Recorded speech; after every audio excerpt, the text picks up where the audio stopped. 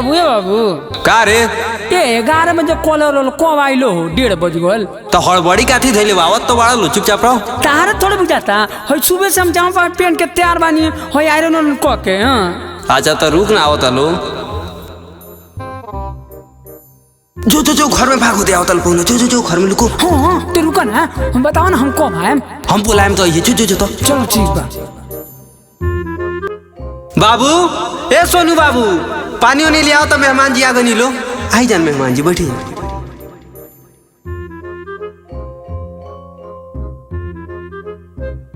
सोनू ये कहता नहीं कि बाबू देखता आइल बड़न बाइक तो उनकर लागल बाटे देखता कॉलेज से आगल बड़न का बुलाओ तो उनका के कहता मेहमान जी लो आगल बेलो। अच्छा बबुआ तार नाम का है? बाबू के नाम लबेदन है समझी जी। अच्छा समझी जी हम बबुआ से पूछ लेतनी रउआ मत बोली। अच्छा बबुआ कौना क्लास में पढ़ल तू?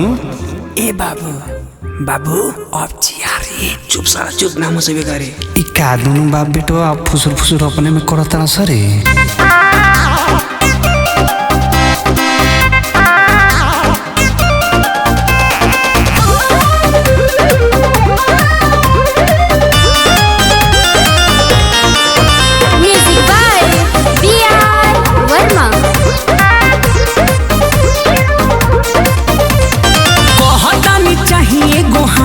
के घड़िया नया नया कोटे पैंट सोना के से कड़िया। अरे बाबू सब मिलेगा आप और बताओ ना। कहता नहीं चाहिए गो हाथ के घड़िया नया नया कोटे पैंट सोना के से कड़िया चाहिए गो बुलेट गाड़ी हो। ए बाबू आए देखो बात कोई ना ते मत को हम जान दिन क्या कहबे। ए बाबू का रे चियारी बाबू हो कार साला चियारी साला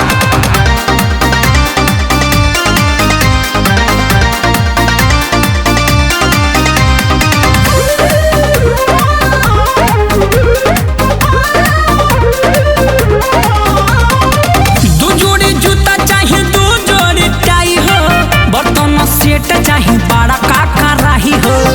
ए बाबू सब मिली काहे टेंशन लेता रहो। 2 जोड़ी जूता चाहिए 2 जोड़ी टाई हो बर्तन सेट चाहिए बड़ा का कराही हो एगो चरावेला पारी हो। अरे सही का बोलते रे बाबू का रे चियारी बोला ना ए बाबू चियारी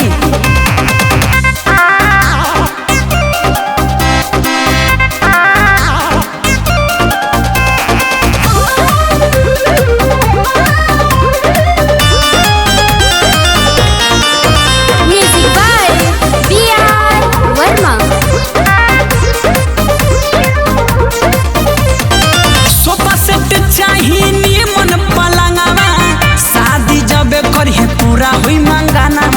अरे साला इज्जत में बेकारे हम नहीं जान जूता सोफा सेट चाहिए नीमन पलंगाना करी है शादी सुन पूरा हुई मंगाना तब लागी बारात दुआरी हो।